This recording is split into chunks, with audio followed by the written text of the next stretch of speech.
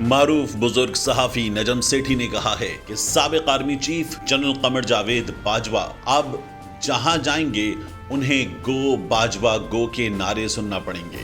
ان کا کہنا ہے کہ یہ پاکستان میں بھی ہوگا اور بیرون ملک بھی۔ نجم سیٹھی نے کہا کہ پاکستان تحریک انصاف سے ہی جنرل باجوہ کو خطرہ ہے۔ ان کا کہنا ہے کہ پاکستان تحریک انصاف کے سپورٹرز نے نہ تو میاں نواز شریف کو بخشا ہے نہ ہی مریم نواز کو۔ وہ اب بھی ان کے خلاف مظاہرے کرتے ہیں اور خوفناک مظاہرے کرتے ہیں۔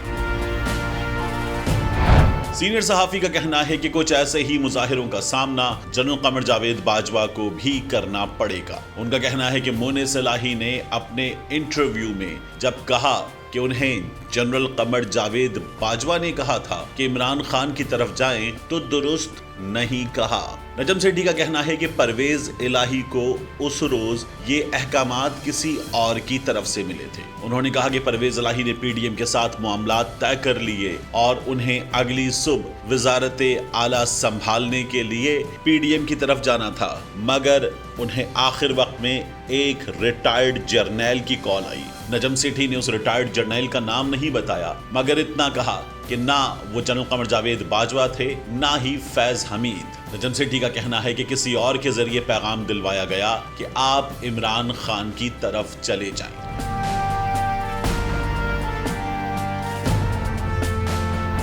انہوں نے یہ بھی کہا کہ اگر جنرل قمر جاوید باجوہ کے ذریعے عمران خان کی طرف جانے کا پیغام دلوایا جانا تھا تو پھر یہ پیغام ایم کیو ایم اور باپ پارٹی کو بھی دیا جاتا۔ پرویز الہی نے جنرل باجوہ سے خود رابطہ کیا تھا، مگر ان کی جانب سے کہا گیا کہ آپ جو مناسب سمجھتے ہیں کریں، ہم نیوٹرل ہو چکے۔ اس سوال کے جواب میں کہ اب مونس الہی یہ بات کیوں کر رہے ہیں، نجم سیٹھی نے کہا کہ شاید مونس الہی کی کوشش ہے کہ جنرل قمر جاوید باجوہ کو ایک سیف ایگزٹ اور فیس سیونگ دی جائے۔ یہ فیس سیونگ عمران خان تو دے نہیں سکتے، اسی لیے یہ بات مونس الہی کے ذریعے کروائی گئی ہے۔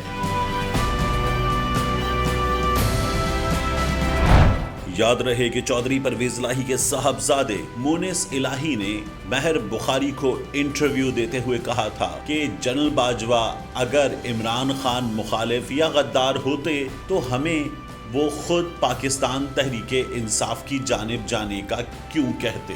مونس الہی کے اس انٹرویو کے بعد پاکستان تحریک انصاف کے سپورٹرز کی جانب سے چودھری پرویز الہی اور مونس الہی کے خلاف سوشل میڈیا پر شدید احتجاج کیا گیا ہے۔